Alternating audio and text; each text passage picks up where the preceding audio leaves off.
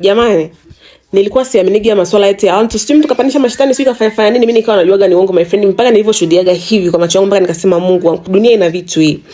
Nakumbuka kuna mdada mmoja hivi alikuwa rafiki yangu, sijui hata yuko wapi siku hizi, alikuwa rafiki yangu kienda. Sasa huyu dada alikuwa ana tabia kupanisha mashetani, yani anatabia kupanisha mashetani. Sasa kuna kipindi tukawa kuna nyumba ambayo nilikuwa nakaa, yeye alikuwa hakai kwenye hiyo nyumba, alikuwa yuko sehemu tofauti tu.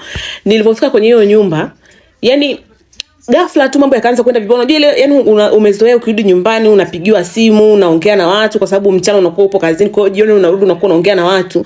Nikawa nagundua kidogo yani watu ambao nilikuwa naongeaga nao, ghafla tu unaweza kuwapigia simu hawapatikani, au hawapokei, wanakuambia tu bwana mimi nilikuwa busy hivyo. Yani nikajikuta yani niko peke yangu. Mara kazini kila siku bosi ana kazi ya kuniita, ananiambia hivi, unajua Liz mimi nakuangalia sana, yani kuna vitu ambavyo haviendi sawa, yani ni unaelewa vizuri. Kazi ikaanza kwa kama inaota nyasi, yani nikikaa kazini nakuwa najishtukia, yani kila ninachokifanya nakuwa najishtukia kwa sababu nakuwa sina amani. Sasa kuna mdada mmoja alikuwa kahamia hapo kwenye hiyo nyumba ambayo nilikuwa nakaa. Watu walikuwa wanasema dada ni mdada ambaye alikuwa anajiuzaga nje. Sasa hiyo ana tabia yani anasafirigi, sio mara kaenda China, mara sio kaenda Thailand, sio mara kaenda wapi. Anaenda nchi tofauti kwa ajili ya kwenda kufanya shughuli zake za kujiuza. Na ni mdada ambaye alikuwa vizuri. Yani hapo tulikokuwa tumepanga walikuwa na chumba na sebule, alafu vyumba viwili na sebule. Kwa hiyo dada alikuwa mpaka kwenye sehemu ya vyumba viwili na sebule. Kwanza tu alivyoingia my friend, sio yule mtu ambaye anahamia usiku. Unajua kuhama usiku sio kwa sababu eti mtu anahama usiku kwa sababu ni sheria. Watu ngoja nyamazi. Huyo dada alihamia mchana. Huyo dada alihamia na vitu, yani kwa hivyo vitu kiviangaa mpaka ukasema ni gari, mfano mtu angeamua kuondoka nao na anapata huko mamilioni 50 yake kwa kadhaa anaenda kuuza hivyo vitu vizuri. MTV mkubwa, nakwambia MTV ambao ukiweka kwenye ukuta huu unafika mpaka kwenye ukuta ule.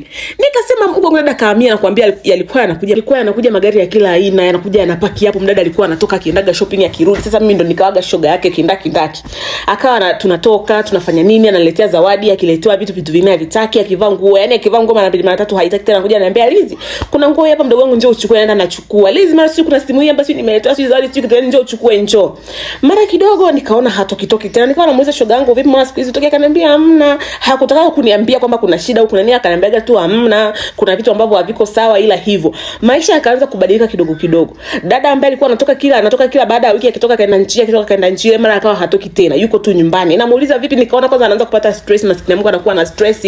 Siku moja akanifuata akaniuliza, akaniambia mdogo wangu Liz, naomba unisaidie, kama una kama 100,000 hapo unisaidie, kuna issue ya maana kweli imekwama. Nikamwambia mimi sina, lakini nitakutafutia. Nikaenda huko shoga yangu, nikahangaika mpaka nikapata hela na nikamkopesha. Yule dada akawa ameondoka kama wiki. Alivorudi akaniambia mdogo wangu, kwenye hii nyumba kama unaendelea kukaa weka, lakini mimi nafahamu mimi naondoka. Yule dada akawa ameondoka, akaniambia yako nitakurudishia. Mimi hata sikutaka kumdai wala sikutaka kumsisitizia, kwa sababu kwa mambo alionifanyia nije nimdai laki, no, siwezi. Na yenyewe simu nilikuwa nilikuwa natumia simu ambayo amenipa. Kwa kusema eti nimdai, niseme kwa sababu anaondoka eti nimdai laki yangu, nikasema no, itakuwa sio vizuri. Yule dada akaondoka. Tukawa tunawasiliana hivi, baada ya kama ya mwezi akawa ameniambia mdogo wangu nasafiri, kama unaweza naomba unisaidie kukaa nyumbani kwangu, naondoka. Mimi tena nashindwa kwenda kukaa nyumbani kwake, mtu mwenye mapesa manini. Nikawa nimeenda nyumbani kwake, nikakuta tena kashaanza kufanya shopping, yuko vizuri. Nikamuuliza shoga yangu mbona ulihama, akaniambia Liz mdogo wangu, mimi nakwambia tu kwenye ile nyumba, yani nilivyokuaga nikakwambia kwamba naomba ile laki, nikaondoka my friend, kuna sehemu nilienda na huyo mtu akaniambia tatizo lako kubwa, yani matatizo yako yanaanzia kwenye ile nyumba, kwa kama inawezekana uhame. Ndio maana nikasema hata sisubiri, nikaamua nije nifanye nitoke pale nihame. Kwa hiyo kama unajipenda, kama unapenda maisha yako hama. Sema sasa, unajua kimoyo mimi nikawa nimejiambia bwana, huu inawezekana tu. Yani unajua ukiwa una logo bwana, na hisi hata akili yako inakuwa inafungwa. Yani watu wakianza kukuloga akili yako huwa inakuwa inafungwa. My friend, ni hama. Nikaenda kukaa pale, nikakaa kwa dada, akarudi mwenyewe akaletea mazawadi, ni maisha yake akarudi akawa yako sawa, yuko sawa. Mimi sasa nakwambia kazi mpaka ikafika stage kazini nikaachishwa, nikawa sina hata hela ya kula, nikawa namtegemea sasa yule dada kwa ajili ya yani hivyo, unajua kula sio kufanya nini, nikiwa nina shida na muomba na nisaidia maisha yako hivyo. Hata akili ya kuhama pale nikawa sina, yani nikajikuta tu niko nyumbani, sina kazi, sina bwana, sina rafiki, sina mtu ambaye anaongea nao, kwa sababu vitu vyote vimeshaharibika. Lakini ile wazo la kusema kwamba tunahama pale hamna. Sasa kwenye ile nyumba nilikuwa nakaa na baba mwenye nyumba, baba na mama mwenye nyumba yangu, familia yake walikuwa wanakaa hapo, lakini wanakaa kwa nyuma. Unaelewa vizuri, yani nyumba zetu ziko kwa mbele za kupangisha, za kwao ipo kwa nyuma, wanaishi huko. Wao wenyewe watoto wao unaambiwa watoto wao wote washakufa, yani watoto wao wote washakufa, hawana watoto wako tu wao wenyewe. Alafu mazoea na wapangaji wakawa hawataki. Anasema kabisa, yani unajua sisi tunajua wenye nyumba tukishakuwa na mazoea na wapangaji, sijui wapangaji wanaanza dharau, kwa hiyo sisi hataki dharau, kwa haka hawanaga mazoea na wenye nyumba. Basi nikakaa pale, yule dada ananiambia kila siku, rafiki yangu ambaye sasa ndo nimpata, ambaye anasafiri akawa ananiambia, Lizi mdogo wangu, kwenye ile nyumba hama, mambo yako hawezi kuwa vizuri, wewe ujishtuki uone kama mambo hayako sawa. Mimi akiniambia hivyo, my friend, mambo yanaingilia huku yanatokea huku, sisikila mtume sisikila Firauni. Nikaendelea kukaa kwenye ile nyumba. Dada maisha yake akarudi akawa yako vizuri kuliko mwanzo, akawa ameshaanza kusafiri tena, anaishi vizuri tena hivyo. Sasa bwana, kuna huyu rafiki yangu ambaye nimemwambia mwanzo, ambaye sasa ndio mdada ambaye anakuwa gani, anakuwa na tabia anapandisha mashetani hivi, hajawahi kuja pale kwenye ile nyumba yangu.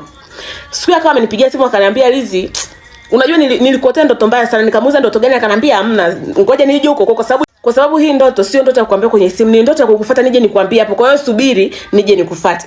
My friend, yule rafiki yangu alivyokuja tu, yani ile amekuja tu, alivyoingia tu gate, yani ile alivyoingia tu gate, kwa sababu aliniambia niko nje, kwa hiyo nikamwambia ni gate hiyo, kwa hiyo nikawa natoka niende nikamfuata. Alivyoingia tu gate, my friend, nakwambia, unajua mtu kafanya kama watu mshaika kwa waganga vile ambapo anakuwa kapandisha mashetani muona sisi, akarudi kwanza nje. Alivyorudi nje nakwambia mara katupa pochi chini. Mimi nashangaa tena nini, namfuata my friend, kapandisha mashetani. Kaanza kutetemeka, kaanza kusema, nilijua tu mimi sijaota ndoto mbaya kwa sababu ambayo sio ya kweli. Nilijua tu mambo yaliyopo humu ndani. My friend akaanza kuongea. Niko pale. Sasa kwa nje kulikuwa kuna duka, kuna mama fulani hivi, ni mama mtu mzima, ni Muislamu na huyo mama. Kumbukeni mimi ni Mkristo. Huyo mama Muislamu akawa amemuona yule rafiki yangu wakati amepandisha mashetani. Sasa unajua mimi naangaika kwenda kumshika, hataki kushikwa. Msichana kashika mtandio, yuko ameshika mtandio, anauzungusha, yupo anaongea vitu. Mama akaja. Alipokuja akamshika, yani kwanza alienda kutia, sio ndio udhu anaita mwenyewe, alienda kutia udhu, akajifunga mtandio, akawa amekuja, akaja akamshika yule dada. Alipomshika yule dada akawa ametulia kabisa, akakaa chini mwenyewe, kainama, akawa anafanya hivi. Ndio yule mama kuanza kumuuliza, sio ndio anaitaga kiti wenyewe, kiti, tuambie shida ni nini? Ndio yule dada akaanza kuongea, ndio according to mashetani alivyokuwa anaongea. Yule dada akasema kwamba aliota ndoto kwamba mimi nimefungwa, yani nimefungwa sehemu, yani kuna sehemu nimefungwa, sehemu maporini huko nimefungwa mikono, nimefungwa miguu, afu mwili umefungiwa kwenye mti. Alafu mimi natumika nyota yangu, maisha yangu natumika kufanyia watu kazi, nyota yangu inatumika kuwaongezea watu maisha, inatumika kiuchawi, wachawi wananiwangiaga hivyo. Yani kaongea vitu vingi. Alafu akasema kwenye hii nyumba mnayokaa kuna vitu ambavyo vimefukiwa, ambao mtu yoyote ambao anaingia kwenye hii nyumba ni kama amesaini mkataba na hao wenye nyumba, nyota yake kutumika. Kwa hiyo hakuna mtu ambaye atakaa kwenye hiyo nyumba nyota yake isitumike na hao wenye nyumba. Na akasema kama mnanibishia, twendeni humo ndani tukafukue kila sehemu, niwaonyeshe vitu ambavyo vimefukiwa kwenye kila mlango wa mtu anayeingia humo ndani, yani kwenye kila mlango twendeni tukaonyeshe. Sasa unajua yule mama ni mtu mzima, alafu pia nashukuru Mungu mume wake ndio alikuwa mjumbe wa nyumba 10. Mjumbe akawa amekuja, watu wakawa wamekuja wamesimama pale, watu wakawa wanaulizana ni nini. Yule binti akawa anaongea, yule mama akawa anamuomba huyu binti, sasa ndio anaomba mashetani wake, akawa anawaambia naombeni mtulie, hii ni nyumba ya watu, hatuwezi kufanya hivyo. Yule binti akakata akasema hata kama nikiamua kutulia, nikiamua kuondoka hapa, huyu binti ambaye tayari anakaa humu ndani hawezi kufunguliwa, hata akihama humu ndani kashaka sana muda mrefu, kashafungwa sana, maisha yake hawezi kuwa sawa kabisa. Kwa hiyo lazima niingie humu ndani nikavitoe hivyo vitu. Mjumbe akawa amekuja. Mjumbe akaniuliza, "Huyu rafiki yako amekuja huko ndani?" Nikamwambia, "Mimi rafiki yangu mimi hajawahi kuja huko ndani, tangu nikiwa ndani hajawahi kuja. Jana ndo kanipigia tu simu ghafla akaniambia kaniotea ndoto mbaya, ndo kaniambia aje." Hapo mchana kumbuka wenye nyumba wanakaa zao huko nyuma huko, yani wanakaa kwenye mabanda ya uani huko. Kwa hiyo sidhani hata kama kusikia walikuwa wanasikia. My friend, mjumbe akasema sawa. Mjumbe akawa ameingia ndani, akaenda kuongea na wale watu. Sasa wakati ameenda kuongea na wale wenye nyumba, rafiki yangu nikaona kainuka, yani unajua kama kakurupushwa, kama yani sio ndio wale mashetani alimuinua, kainuka na akamtoka yule mama, kaenda kwenye mlango wangu. My friend, kwenye mlango wangu akatindua kigai, kwa sababu kwa mlangoni hivi kwenye kile kibaraza kuna vigai. Alitindua kigai. My friend, my dear, kuna picha yangu, kuna majina yangu yote kamili yamewekwa. Sijui picha yangu alitoa wapi, si kwa sababu ya kujiposti, sijui. Majina yangu yamewekwa, makaratasi yameandikwa, sijui ndio kunuia, sijui ndio kufanya nini, vimeandikwa kabisa. Sijui kwa hapa tunamtaka huyu fulani binti fulani, tunaitaka nyota yake, tunayataka mafanikio yake, tunataka kila kitu chake, tunataka wameandika vitu vingi, jinsi ambavyo wamenifunga akili, wamenifunga ubongo, wameandika vitu vingi. Kuna sio lisanamu actually, ni limdoli limechoma. Yani sasa sijui hilo limdoli ndio kama alikuwa anatakiwa lini present, mimi sijui. Limechoma sindano vichwani huku. imefungwa na kamba nyekundu kwenye shingo, kama imenyongwa kwenye kamba nyekundu hivi. Tumboni sijui imefungwa sijui na vitu gani. My friend, tangu niingie kwenye nyumba sijapata period. Sijui kwa nini. Na sijawahi hata kufikiria mimi nikawa na friend nasema okay. Nani anayependa period? Wasema nani anayependa period? Hakuna. Kwa nikawa niko tu sawa my friend, kumbe nilikuwa nimefungwa. Binti akatoa vitu, akatoa matunguri. Matunguri kabisa, matunguri yale mnaona kwenye TV. Katoa matunguri yamefukiwa, yametiwa picha zangu, yametiwa makaratasi, yametiwa madawa, sijui mahirizi. Binti akaniambia kwa kifungo kilichofungwa kuna vitu vingi bado vipo ndani. Yule binti alichokifanya tena kaondoka. Hapo sasa mwenye nyumba washakuja na mjumbe wakawa wanapiga kelele wanasema hamna. Kwa nini mnakuja kufanya hivi kwenye nyumba? Sasa zile tunguri zilipotolewa pale, wenye nyumba wakawa wameona aibu, wakawa wamejifanya wanatoka hapo nje wanaongea na simu, hatukuwaona tena. Yule binti akaingia chumbani kwangu. Tell me why chumbani kwangu kitandani sijawahi kumuona yule mama kaingia huko ndani, sijawahi kuona wameingia ndani kwangu. Lakini tell me why kitandani ninapolalaga chini kwenye kigai na kwenye kuna kama kichungu kimefukiwa, kina picha yangu, kina vitu ambavyo sijawahi kuviona, mairizi sijui kitu gani vimefukiwa chini. Yule binti akavitoa akavipeleka pale nje, akasema bado hivi vitu bado kunahitaji kutolewa sana hivi vitu. Akaenda akafukua kwenye mlango mmoja ambao yule dada ambaye mwanzo alipokujaga alikuwa amekaa pale, akaenda akafukia, lakini zile kwenye kile kichungu alichofukua mwanzo hakikuwa kina picha, kilikuwa tu ni rizi. Akaenda akawa amefanya nini, amevileta pale. My friend, wakati anataka kwenda kufukua sehemu nyingine, saa ngapi wenye nyumba asirudi na polisi. Wakarudi na polisi na kuambia wenye nyumba wakaanza kukataa, kwanza akasema hivi vitu si hatuvijui, huyu binti kajiwaje, huyu binti ndo mchawi, atakuwa ndo kaja kavifikia huko ndani. Mimi nikamwambia wale polisi, rafiki yangu mimi hajawahi kuingiaga huko ndani. Polisi wakasema sisi hatuamini uchawi. Yule mwenye nyumba polisi wakamuuliza mwenye nyumba unataka nini, kwa sababu hakuna kosa kisheria, sisi hatuwezi kukamata wala hatuwezi kumkamata huyo binti kwa sababu hajafanya chochote. Mwenye nyumba akasema anataka naniliwa, anataka sijui ona ameharibu sijui kafukua huku, na imani kabisa huko ndani pia atakuwa kafukua kwenye no. Kwa sababu mama alisema hivi, nataka huyo binti arekebishe hapo, arekebishe na kitandani alikofukua. Sasa unajua biki kanigonga akili, nikamuuliza wewe uliondoka, umejuaje kama uko kitandani kafukua? Mwenye nyumba akaanza kujingatangata, mimi nimejua tu kwa sababu kama kafukua hapa, kwa nini hajaenda kufukua huko ndani tena? Nikamuuliza yani ndani kuna sehemu nyingi, kuna kwenye makochi, kuna chooni, kuna sehemu gani wewe, yani kwa nini umepoint kabisa yani kwamba ni kitandani kaenda kafukua, umejuaje? Watu ndio wakaanza kuwazomea sasa wenye nyumba, kwa sababu yani walikuwa hawaongeagi na watu, hawana ushirikiano na watu mtaani. Watu wakaanza kuwazomea, wakaanza kusema tulijua tu ni wachawi, hatukujua kama mambo yalikuwa makubwa hivi huko ndani. Kwa ndio maana watu wakijaga wanaanza kuteseka, watu hawakai sijui, wakaongea na kuambia, wakazomea, wakaenda ndani kwa wakaenda kujifungia. Yule mama huyo mama ambaye ndo alikuwa anamshika sasa ndio alikuwa ametia udhu, ambaye anamshika huyu binti aliyopandisha mashtaka, ndo akamuomba akamwambia, tafadhali tunaomba kama huyu binti hapa atahama, mmeshamtolea hivyo vya kwao, tunaomba msiendelee kufanya tena huku vitu vingine ndani kwa watu, tunaombeni muache, hilo sio jukumu lenu. Ndio kidogo binti akakaa chini na kumwambia, kaanza kupiga chafi, akatetemeka na kumwambia, akarudi akawa yuko kawaida, akawa anaanza sasa kimetokea nini, ndo anashangaa watu wamejaa pale, mairizi machungu si nini. My friend, nilimpigia simu yule dada rafiki yangu ambaye sasa ndo anasafiria, akaniambia Lizi, nikamwambia jamani kuna moja mita tu imetokea, akaniambia nakuja hapo sasa hivi.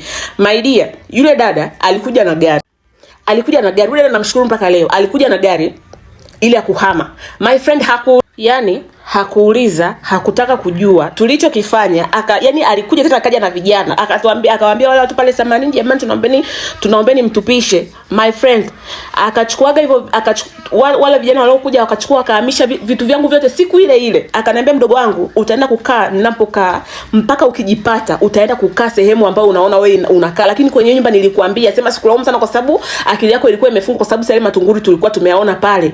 Ndio tukamshukuru yule mama alikuja kumsaidia yule binti maskini ya Mungu, tukawashukuru watu, tukawa tumeondoka kwenye ile nyumba. Vile vitu tukawa tumeondoka navyo, tukaenda tukavichoma. Huyu dada alimpigia sio ndo mganga wake mwenyewe, akamuelezea, akamwambia hivyo vitu havina shida, vichomeni kwa sababu mshaviona.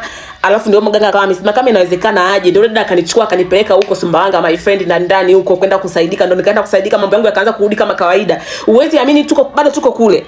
Kesho yake bosi wangu ofisini ananipigia simu, ananiambia, Lizi, unajua nimekaa nimekukumbuka hivi mpaka nikawa najiuliza kwa nini uliacha kazi. Yaani uliacha kazi au nilikuachisha? Nikamwambia uliniachisha.